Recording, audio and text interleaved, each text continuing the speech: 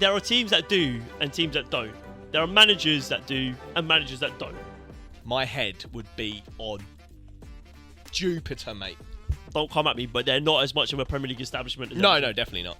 I would have got Dominic Calvert-Lewin by his dreads and yeeted him around the dressing room, the stupid twat. Just throwing it out there, yeah? It's time to bring back Moyes.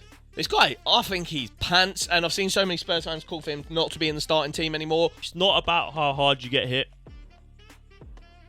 It's about how hard you can get hit. What? What an absolute fraudulent performance from that guy. Ladies and gentlemen, welcome back to BoreDraw episode 108, and we're back giving you our thoughts on the Premier League. It was a big weekend of football. We saw the North London derby, we saw some capitulations, we saw some absolute prime Barclays man goals in the Premier League this week. Shout out John Duran every single time. Mate, him, Harvey Barnes as well. Harvey Barnes, ooh. Fantastic strikes. Good. We're going to kick it straight off with the premier match of the weekend, the North London derby. And if you haven't seen our videos, go check them out. We did a couple of videos with Sonny. We done one with the Matt back on that. Yep, United by Football as well. By football as well. So obviously the game's over now. It's happened. But you can We'll tag them everywhere. I'll tag them everywhere. Go back and check out those videos and see just how correct we were with our predictions. But yeah, it was a good weekend for Arsenal fans, wasn't it? It was a bit shaky going into it. What are your thoughts? A little bit shaky. Like Luke said, check out those videos because we gave our thoughts going into the game. Obviously, no Rice, no Odegaard, no Calafiori, and Spurs full strength pretty much. Yeah. Dom Solanke back, Mickey van der Ven back. At Spurs' stadium as well. Everything was heading towards a Spurs win. Yeah, apart from those dusty boys at Spurs that can't catch a dub against us for neither love nor money, mate. What's that, 3 years now? 3 years in a row we run that stadium. That's mad. That is nuts. I mean, we've already got more wins at Spurs' stadium than they have at the Emirates. And the Emirates has been about for like 15 years. That's nuts. That is nuts. I mean, yeah, like you said, the whole impetus on this game was for Spurs to go and get something whilst Arsenal weren't at full strength. And could they do that? No. Did they put up a good showing, though? Potentially. Yeah. I think there's different aspects to talk about. There's the kind of... And that's what we said about Spurs going into this game. Like, yes, they're only on 4 points this season. But better team against Leicester, better team against Newcastle, better team against Everton. Only one of those games they come out with the correct result. So it's like you can talk about Spurs' performances, and we will give them kind of credit where it's due, and you can talk about that aspect. But you've also got to talk about getting points on the board. I think after that 10-game run that Ange had when he first started, I think they're on like 40 points from 33 games or something like that. It's like relegation form. That's nuts. And so there's that aspect to talk about it as well. There's the, yes. And I think that's why you see Spurs fans kind of splitting. You've got half that think, yes. It's weirdly, in my opinion, kind of like the Arsenal situation, but a bit shitter version. Like, the Arsenal situation, it's kind of like, we go for another season of contending for the title, but play good football, might not win anything. And you've got half the fan base saying, yeah, that's enough. And half the fan base saying, no, if Arteta doesn't win anything this season, get him out. And to a shitter extent, Spurs have got this thing where they're playing nice football that the fans have wanted for ages, blah, blah, blah. So half the fan base are happy with that. But now you've got half the fan base that can see that the points aren't there, the form is relegation worthy, the defence is really poor, the defending set pieces is really poor. So you've got a split in the fan base there. And it's quite an interesting situation going on at Spurs at the moment. Yeah, I completely agree. I think there are teams that do and teams that don't. There are managers that do and managers that don't. And you can have all the flourishments, you can make the play look really beautiful and brilliant to watch, and that only gets you so far, though. Mourinho, serial winner. Terrible football, bare trophies. Come on. Spurs didn't want that. No. Spurs didn't want that. They sacked him before a final. Conte, serial winner. Terrible football, wins trophies. Ange, brilliant football, wins trophies in his second season. Which we'll talk about. Is it going to happen? Fucking no chance. I mean, you can play brilliant football, But if you can't put the ball in the back of the fucking net, it counts for naught. They had so many opportunities this game where if they had Harry Kane on that pitch, he would have put it in the back of the net. Yeah, they've got problems in both thirds. The middle third is... It's weird, because the middle that's third... the fucking part that we picked on. Yeah, the middle third is like their weakest point, yet they don't have as many problems there as they do defensively. I think their defence is shambolic. You see Spurs fans absolutely rimming Van de Ven and Romero. And maybe individually they have good games, but as a whole collective unit, Vicario, Udogie, Porro, Van de Ven, Romero, it's not solid enough. I think they've kept, 3 clean sheets in like Ange's entire tenure or something like that? Obviously, the style of football they play is going to mean they concede more. Yeah. But you won't win anything if you constantly concede. You won't win a cup because you run the risk of conceding. Facts. If that team you're up against, you've got to play your group, your round of 16, all your knockout rounds, yeah, you play like 5, 6 games, 7 games, get to the final, yeah. One of those games you're going to go behind, and that team who scored is going to be better defensively than you, and you won't win, and you'll get knocked out. Weekend, yeah. And that is just the brutal nature of football. Is that most successful teams are built on a foundation of being solid defensively. Yeah. Then they have special players up top who make the difference. That is the formula for a winning team. 100%. People say Arteta plays terrorist football. Mate, best defensive record in the league. Probably in Europe. Our away form is a joke in 2024. We've played 11 away games, won 10, I think you drawn can see 1. 3 goals in 20 away games. It's tapped stats. It's phenomenal. You said, it's built on, in my opinion, and I assume the opinion of a lot of football watchers, probably the best defence in Europe. Oh, 100%. I mean, this comparison where people say, would you rather Spurs' backline or Arsenal's backline? If you say Spurs' backline, you're done for. You lop your head off. You're stupid. Sharky does football pod. I saw so many people saying that pre-season. Shut up. Yes, and it echoes what you were saying. Romero, obviously he's a good defender. Obviously he's maybe a world-class defender. He's won things with his country. Very good on the ball. You can tell why Spurs fans like him. Van de Ven, he is a good defender. He's a bit of a pace merchant, but he's a good defender. Yeah. Udogie, a good player. Terrible start to the season, getting cooked week in, week out, but we know he's a good player. Pedro Porro, we know that he's a good player, but all these players are almost better going forward than they are defensively. Yeah, that is pretty much it, yeah. That will only get you so far. Yeah, that's bang on, to be fair. If you only have Yves Bissouma as your defensive midfielder, he's not protecting those players enough. No. And you will suffer for it, and they have. Going into this game, we knew just how bad Spurs were at defending set pieces, and that is exactly what proved the difference. And they happened to come up against a team who had scored 22 goals from set pieces last season. Set piece FC, come on. Ridiculous. And yeah, I know, it's a weird one because obviously we're so dominant at set pieces. And throughout the game, I could tell we were pushing the set pieces, but we didn't really have one that was super clinical. They were defending set pieces okay, but it's just one moment and lapse of concentration. Romero, like I said, Spurs fans absolutely rim this guy. He's a mentality monster, blah, blah, blah. Mate, the way he got dominated by Gabriel, oh my God, it was sickening. Let me run you through some of the stats here from the game. Do it. So, Spurs had 64% possession to Arsenal's 36. I think this season, their average possession is the highest in the league. I think it's above 70 in all 3 games they've played. Yeah, and that's because they played well. But what have they got to show for it? They had 15 attempts on goal with 5 shots on target. Arsenal already had 8 attempts on goal, but had 4 shots on target. It's better quality of chance. But that's more decisive in the final third. This leads on to my following point. They got 11 free kicks that game. Arsenal 15. The difference in quality of player is what gets you those free kicks. Saka being able to beat his man. Martinelli being able to beat his man. Trossard being able to beat his man. Havertz being able to beat his man. Also a referee that's and then they only had 1 corner more than you. They had an XG of 0.84. We had more. Arsenal had an XG of 0.66. Oh, less. Fair. So only a 1.8 difference there. It's just all about, and I've seen Spurs fans say that they've got more problems in the attacking final third than the defensive final third. And whilst I do agree with that, I think there's equal problems everywhere, really. But in terms of the attacking final third, I do see what Spurs fans are saying there. The build-up is really good. I think they have, like, in the league, most touches in opposition box.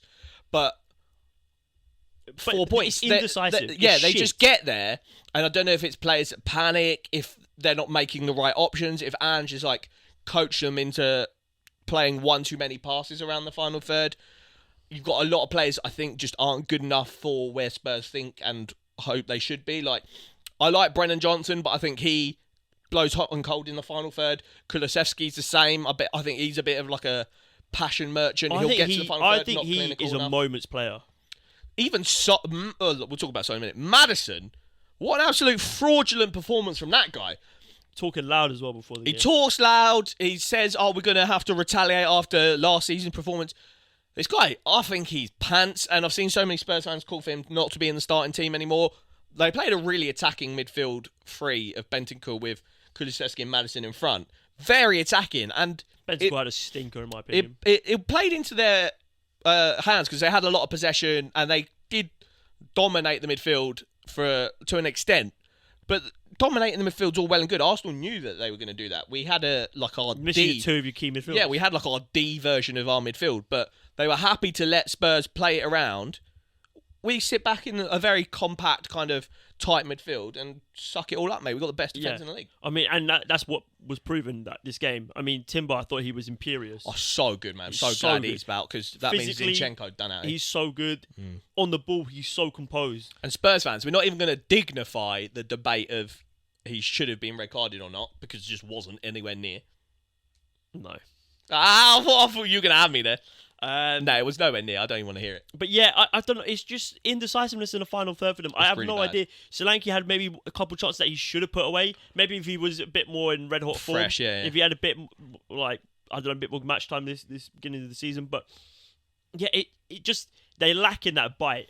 Yeah, I think they just got not enough players that can take the game by the scruff of the neck. Like I think when a game gets like this game where it was 0-0. You want a big player like Gabriel to fucking do one of those. They have no one that does that. Maddison goes hiding. Son goes hiding. The back line went hiding. Like Brennan Johnson goes hiding. You've got just a lot of players that I think shirk responsibility. Yeah, and it's for me it's a point. Well, 2 points lost for Spurs. They should have come out with this game with at least a draw. At least a draw. And I think maybe Arsenal fans would have been less happy than Spurs fans. They're taking a draw from that game. But now they're 4 games in and they've got 4 points on the board. It's not good. It's not good. And it's even worse because it's amplified the fact they're playing good football, but they're not seeing the rewards for it. Yeah. And that will only get you so far. It will only get you so far. Just teasing. Does it get better for Spurs? It can't get much worse. 4 points from 4 games is actually very, very bad, considering who they've played. Like, I'm going to see who they've got in a newly promoted side, 1 point. Everton, 3 points, who are pretty much relegation fodder. And then the 2 big games they've had, they lost them both. And they were, in quotation marks, the better team. And I would argue it doesn't really get much easier for them. Because they've got Brentford at home. Then they've got Man United away. They've got Brighton away. And then they've got West Ham at home. I could see them getting not many points from those 5 games. Yeah, if they don't pick up probably at least 9 points from those 5 games. Like Brentford and West Ham, you as a Spurs fan, you probably go into those games thinking we should get 3 points. But the Man United game, Man United can blow hot or cold.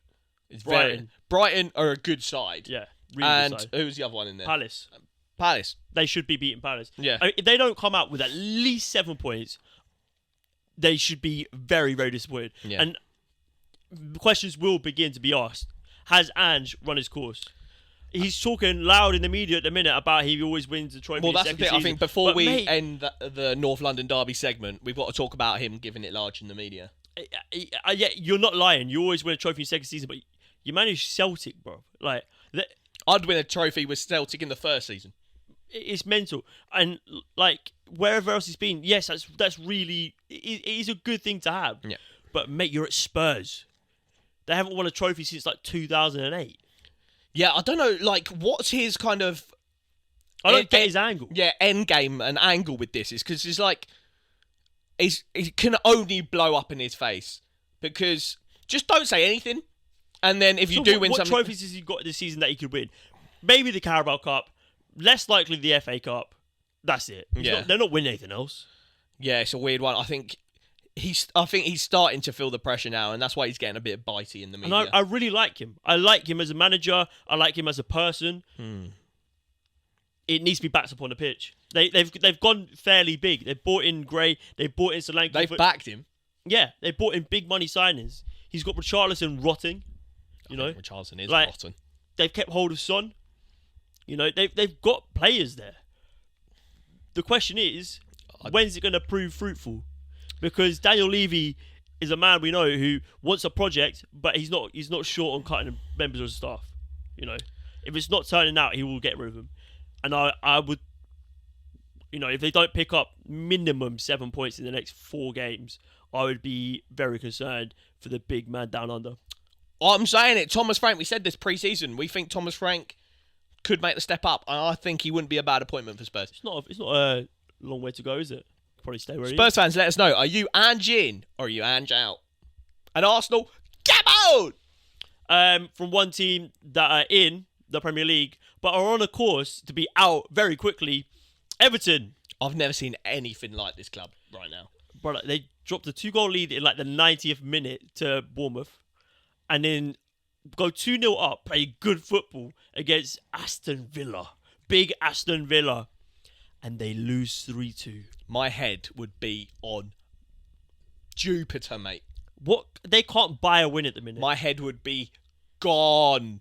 Bottling a 2-0 lead twice in a row. It's so un-Sean Dyche-like to go 2-0 up and then throw away a lead. To do it 2 weeks in a row is nuts. That shouldn't happen to any team more than once in a season. That is a storyline of a season.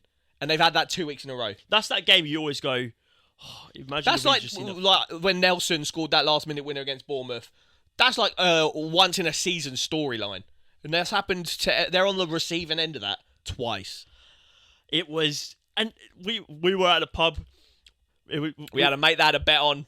Yeah. And it was funny until it wasn't funny. Yeah, it was nuts. I mean, Villa to be 2-0 down, you're thinking, oh, it's got to be an off performance. It's got to be a really off performance. Or maybe Everton have found their feet. And Everton were fine. But then Villa just kept going. Then it went 1.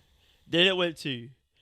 And then from out of fucking nowhere, John Duran is just like, I'm that guy. And blast one in from John Duran 40 really yards. is that guy. Is he like top 5 strikers in the league? He can't stop scoring, mate. Apparently in the summer, Villa turned down 40 offers for him. Yeah, I know he did the Irons thing at the end of last season for West Ham. I think West Ham has a big loss not to get him. I mean, they're probably looking at Fulcrook now being like, fucking hell. Done, yeah. But yeah, I think John Duran's an absolute baller. Is it no goals so far this season for Ollie Watkins? Or did he score one in that game? He scored in that game, FS. But yeah, I mean, you can't give up 2-goal leads. Like you said, it's very un-Sean Dyche. You can't do it 2 weeks in a row. It's unheard of. It's mental. It is relegation form 4 games into the season. It's no wins so far this season. It is so poor. And the worst part is that they're playing good football at times. I really like Tim Irabunum. I think he's so good. Tim Irabunum and Iliman Ndiaye, again, look really good this game. And I think Calvert-Lewin, in front of goal, he is so bad. But link-up play, putting himself about, he is a handful. Yeah. But yeah, it's just pants everywhere, really. The defense. I don't know if he gets better than this. No, and they've flirted with relegation for season on season now. And now it's a bit of a catch-22 because, like, as owners, you probably have to kind of in the back of your mind think we are probably going to get relegated. We are like one of the worst teams in the league. Do we keep Sean Dyche, knowing that if we go down to the champ, he's a pretty good manager to have in the champ, or do we pull the trigger, trying to get a manager that will get us safe this season? Doesn't work, and then we go down into the champ in a bit of a managerial merry-go-round. I think for me, if they go down, they're going straight back up. They're too much of an establishment to not come back up. Regardless of who they have, they'll sell big on like Branthwaite and fucking who else? I mean, well, I don't know though, because you see the likes of and Leeds. Obviously Leeds. Yeah, that's where I was going. It's kind of like obviously they've been in the champ for a lot longer than Everton would be, but they sold big this summer, and it still looks like they're going to struggle to get out of the champ Yeah, but the champ is stacked. And Leeds. Don't come at me, but they're not as much of a Premier League establishment as no, Everton. definitely not. Everton never been relegated. Exactly. And the question is now, stick or twist? Well, How exactly. long do you let it go? Catch 22. Because they're fortunate that there are a lot of shit teams in the league at the minute. Southampton look like they can't buy a win. We'll talk about you in a minute. They're in big fucking trouble. And I think like Leicester will do all right.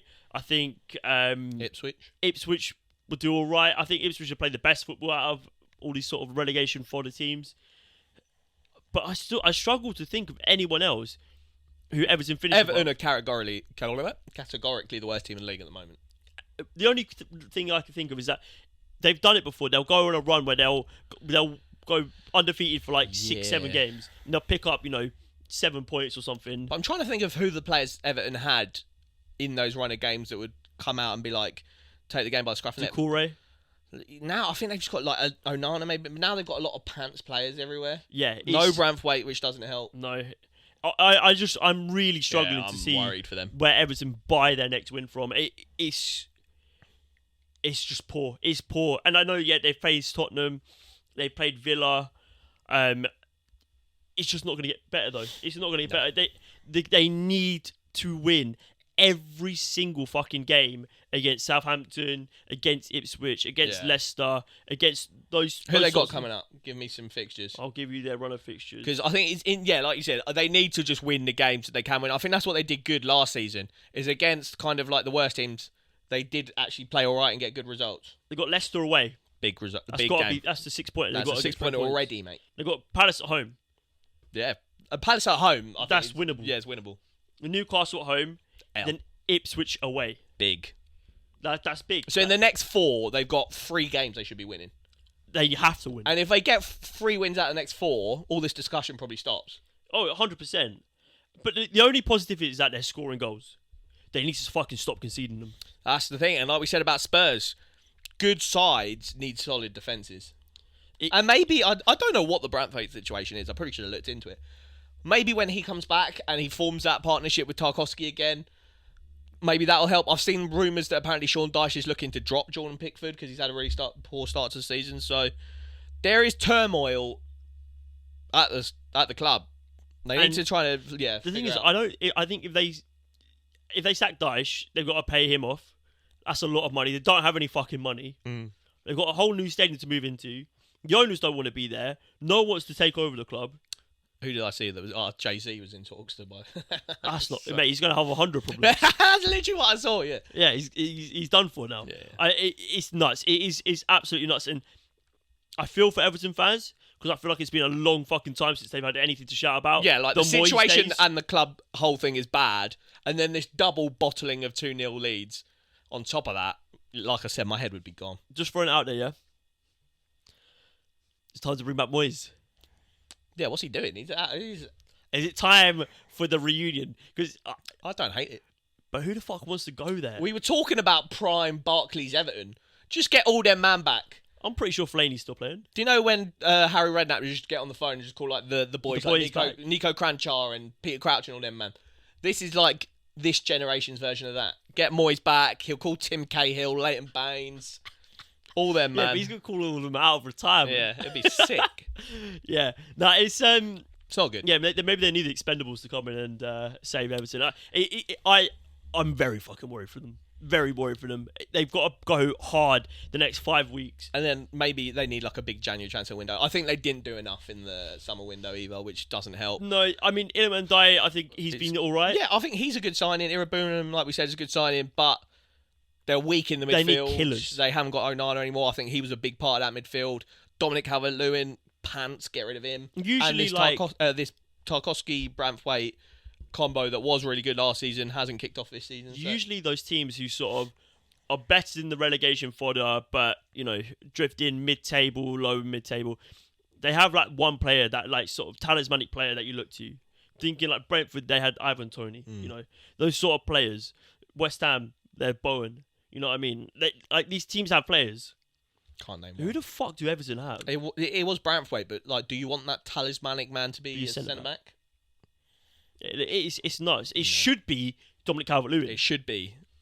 But his career has been on a monumental decline since the Ancelotti period. Where just he stinks of like Andy Carroll. Yeah, big time. But right. yeah. Before we do our Howler of the week and best of the rest, we'll quickly run through like the rest of the Prem. Haaland almost got back-to-back hat tricks. Just the 2 goals for him. He's now on 8 goals in 4 games, which is absolutely disgusting. Liverpool dropping points. Well, dropping all 3 points against Forest. Absolutely love to see that. The first bump in the Arne Slot era, which is interesting. It's not about how hard you get hit. It's about how hard you can get hit. What? No, it's not about how hard you hit. What the fuck's he on about? It's about how hard you can get hit. And get back up. Yeah, that's the one. I don't know what you're on about. Because, like, they're smashing teams out of the water. Yeah. And then they get hit. So it's not back. Can they come back from it, Who they got? Well, they got Champions League. They're actually playing AC Milan tonight, which is interesting stuff. Shout out our Champions League is back video with the United by Football. They've got a good run of fixtures to sort of get back on track. They've got Bournemouth at home. It's a bit of a tricky one, but at Anfield, you should see them doing it. Wolves away, Crystal Palace away, Chelsea at home, then Arsenal away. So the 3 before Chelsea and Arsenal, you take 9 there and it's happy days. And then the Arsenal-Chelsea back-to-back is tasty. Very interesting. Man United got a 3-0 win against Southampton. Was a weird one because Southampton actually looked like the better side for like the first 25 minutes, and then I think it's just a case of Man United have got actually too many decisive players in the final third. Maybe something that Spurs don't have. You got the like of Marcus Rashford, Garnacho, Ahmad, even the likes of Xerxes looks quite good. Quite like him. Yeah. So I'm just looking at the table now and just seeing how it's shaping up. Newcastle sound 10 points. Yeah, undefeated I think. 3rd. Yeah, in the league. Yeah, it's good. This is what they need to be doing, going under the radar.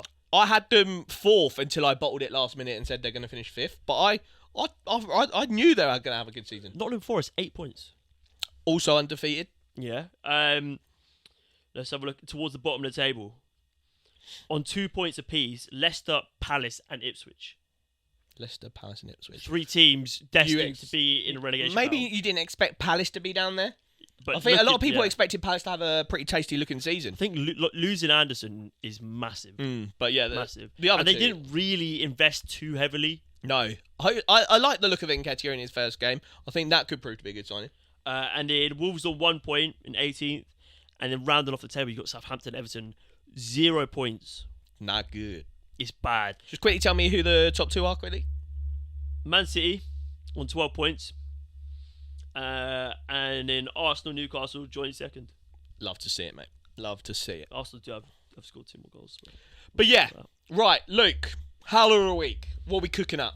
It's got to be fucking Everton, mate. It I think we've had them last week, and it's this week again. Yeah, it's bad. Mate, if you give away a 2-goal lead, you're done for. It's nuts. No matter what the kind of goal they score against you to take the lead is, you can't be letting that happen. It's not good enough. It's embarrassing. It's fraudulent behaviour, and every player on that pitch needs to take a look at themselves. It's weak mentality.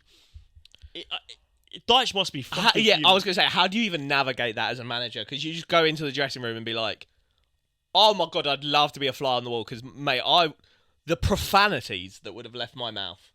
I would have got Dominic Calvert-Lewin by his dreads and fucking yeeted him around the dressing room, the stupid twat. Straight up Jordan Pickford. Yeah, honestly. It's nuts. Weak. It's weak mentality. Defensively, they're all over the place. And if you give away a 2-goal lead, it's Howler of the week. 100%. Moving on to a much nicer note, the best of the rest. Luke's excited about this one. Very excited.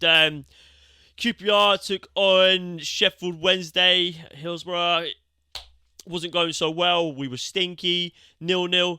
Then Barry fucking Bannon, in like the 91st minute, scores this exquisite half-volley scissor. Oh, mate, it's brilliant.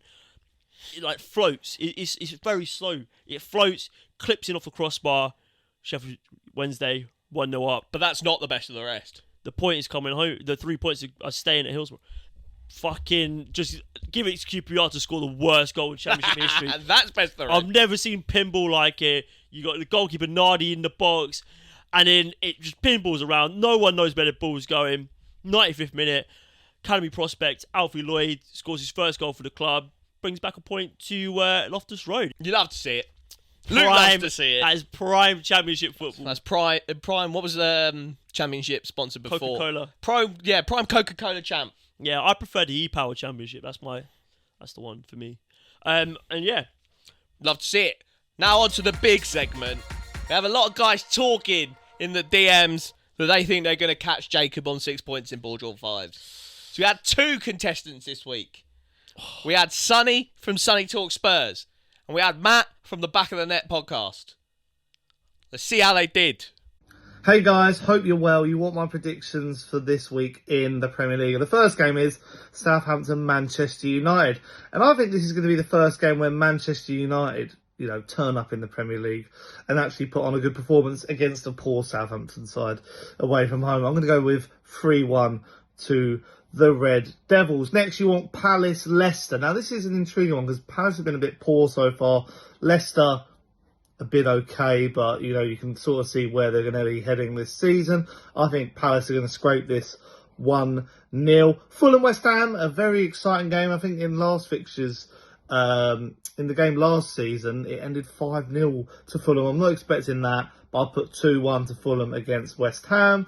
And then you've got Villa-Everton. I'm excited for this. Villa are a good team to watch. Everton are so poor. And I'll put Villa 2, Everton 1. And then you put the North London derby. And I've said this prediction on both our videos this week. I'm going to go for a 1-1 draw. I think it's going to be a cagey affair. But yeah, I'm nervous. I've done this. I do a predictions league on my Super Brew. And I'm okay, but I'm not amazing. So let's see how I get on. Yes, people, this is your boy Matt from Back of the Net podcast. Big up Luke and Ross for calling me out for this one. This is the BoreDraw 5s, yeah? This is one where we predict the results of 5 games and, try and get up the leaderboard. I know who's top and I need to beat him. But yeah, a bit of fun. Listen, guys, make sure you subscribe to them as well on TikTok, YouTube. They're doing big things. Funny guys, you will really enjoy it. Follow the movement now. Don't get left behind. Let's get into it. Southampton, Manchester United, 12:30 kickoff. This one, as much as I want to say Southampton will win, I think Manchester United will pull this out of the bag. I feel they've just got enough quality to do it. Yes, they're not in the best position, but I don't think Southampton have enough to really cause problems to Manchester United. Listen, Samaras will be bumping. It'll be nice to see Aaron Ramsdale as well. Listen, maybe he can have a sensational game and keep the ball out the net, but I think, United will pull through in this one. Listen, I've been watching Marcus Rashford training the week as well, doing them little videos on Instagram, and listen, maybe he might be pumped up for this one. I think this is a game where he scores as well. I think this is one where he will come to the fore and score. He has to. I don't know about you guys, but I like Marcus Rashford. I know he's a rival player, but I do like him. I don't know, it's weird. I've got a soft spot for him. But yeah, I think United will pull through in that one. I'm thinking like a 2-1 victory, if anything. So yeah, 2-1 Man United in that one. Next, we've got Crystal Palace, Leicester. I think Palace at home. I'm confident they're going to win this one. I don't think Leicester have enough strength in depth for certain games. I think at home they're going to cause a bit of a problem to a lot of teams, but I feel like this one's it's just a bit too much. I think Palace got a lot of technically sound players, Eze, Wharton. I also think that the fact they've kept Mark Geehee and they've signed the defender from Wolfsburg, I think that's made the defence a lot better as well. So Palace in a good place. I think Glasner's cooking over there, and I can see this one being a comfortable victory for them. Hopefully some Eze fantasy football points as well. If you know, you know. And I'll go with that one. I'm going to go with a 2-0 win to Palace in that. In the following game, Fulham, West Ham. Listen, West Ham need revenge after last season. Fulham put them in a spliff. It was terrible. But you know what? I feel like both teams have had a good summer window. And this is a season where both teams have to kind of push on a bit. With Fulham, they're always in that same-ish position where they are every year. West Ham have to push forward now. They were backed in the window. The sporting director did bits. Fulkrug, Somerville, Carlos Soler, who else has signed? They've still got Kudus, Bowen's there. They've got good players, you know what I mean? Todibo at the back, Wan-Bissaka. So they're going to expect to do well this season. I think this game will be a bit tricky for them. I feel like Fulham will come out winners in this one. I'm thinking maybe a 3-1 to Fulham. Again, I need fantasy football points. Anthony Robertson, please come forward as you have been. But yeah, I think it'll be a tricky game for West Ham, and I think it's one where Fulham will show their quality as well. Craven Cottage is one of them grounds, like when it's bumping and they're playing a quick football, the fans are on their back and they really push through in the end. So yeah, I think that's one Fulham will win. We've got Aston Villa, Everton. Take Everton now. Absolute dross. You know what I mean? Bottom of the league. I predicted it before the start of the season. I said this is the season where they're gone. I don't think Dash finishes the season. I think, a lot of players are going to be looking going like, why am I here? Like it's a club that's in big turmoil. Like they need investment quickly. You go into a new stadium and you're going to be in the championship. It's quite peak. Sorry, Everton fans. Sorry. I'm not trying to be all doom and gloom, but it is. I think Villa will win this one. Villa did play well against Arsenal. Could have easily won that game. Yeah, Arsenal come out winners, but they were unlucky. Unlucky and some bad finishing. A bit of combination of both. Yeah, and I could just see Villa run out good winners in this one. I can see Rodgers having a big game as well. Quality player, so big him up. I can see a 4-0 win for Villa in this one. Sounds crazy, I know, but I think 4-0. Finally, the North London derby, Spurs-Arsenal. It's going to be a tough game. Arsenal got a lot of absentees. I still feel that Arsenal can pull through. I still feel Arsenal got the quality to pull through. I think the signing of Raheem Sterling can make a difference. I just think now he's going to play with a point to prove. He's played with Mikel Arteta before. Some people are going to think, oh, we're nuts. We're expecting this Raheem redemption. But I really think it's going to come. And yes, it's going to be a good game. Listen, Tottenham always do well at home. Sonny always performs well. But I think it's one that Arsenal, they'll pull out the bag. I think they'll keep a clean sheet as well. I'm going to go 2-0 Arsenal. Come on, boys. Remember, 6 to beat from Jacob. 3 points for a correct scoreline. 1 point for a correct result. No points for a wrong one. See how they did. Right. Talk to me, Luke. What do they do? Right. Sonny, let's start with you. Predicted Man United 3, Southampton 1. Ooh, close. Not too far off. Yeah, close. But we don't do points for close. No skimmers. You got 1 point for a correct result. Nice. You predicted Palace 1, Leicester 0. What was that in the end? That was a 2-2 draw. 2-2 draw, yeah. Nil point Nil for point. you, mate. The West Ham Fulham, you predicted 2-1 Fulham. 1-0. 0 points. Everton 1, Villa 2. Get a point for that. Close again. And then for the big one, the North London derby, optimistically, you went Spurs 1, Arsenal 1. I optimistically went for a draw. The life of the Spurs. You get 0 points for that, Nil mate. point. Because, I don't know if you heard, but Arsenal came away with a... That's 2 points for you, Sonny. Yeah, 2 points for Sonny. I think that puts him bottom of the leaderboard. We'll let you back on another time. Unless Matt has had a stinker, which we'll leave to you to decide. He predicted 2-1 Man United win, so he gets a point for that. Palace 2, Leicester win. So both boys going with a Palace win. It was a draw, 0 point. West Ham 1, Fulham 3. 0 points for you on that one. He went big. Villa 4, Everton 0. You'd take a point for that. Didn't actually happen, but you'd take a point. And then he went 2-0 to the mighty Arsenal. He backed the boys. Spurs, which means that he finishes on 3 points. As well, yeah. Which I think puts him joint second. Joint second. So it's 2 for Sonny.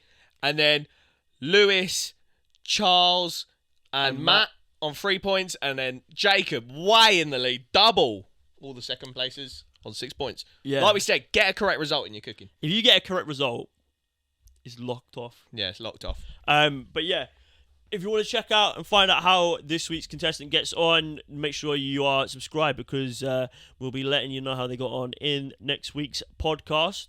Anything you would like to add? Check out Classic Football Shirts. If you want any nice retro football shirts or currently football shirts, I caught myself a couple of nice little bits recently. And yeah, use our code in the description plus BoreDraw 10. Yep. And you get 10% off at checkout. If you click the referral link down in the description, use code BoreDraw10, save yourself a little 10% off. It's nice. It's coming up to the winter season now. Cop yourself some nice long shirts.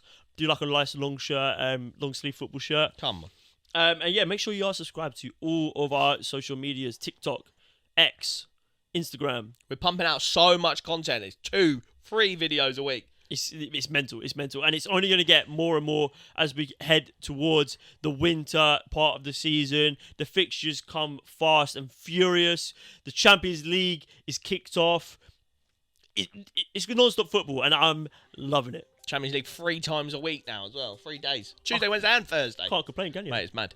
It's been BoreDraw episode 108. And it's live.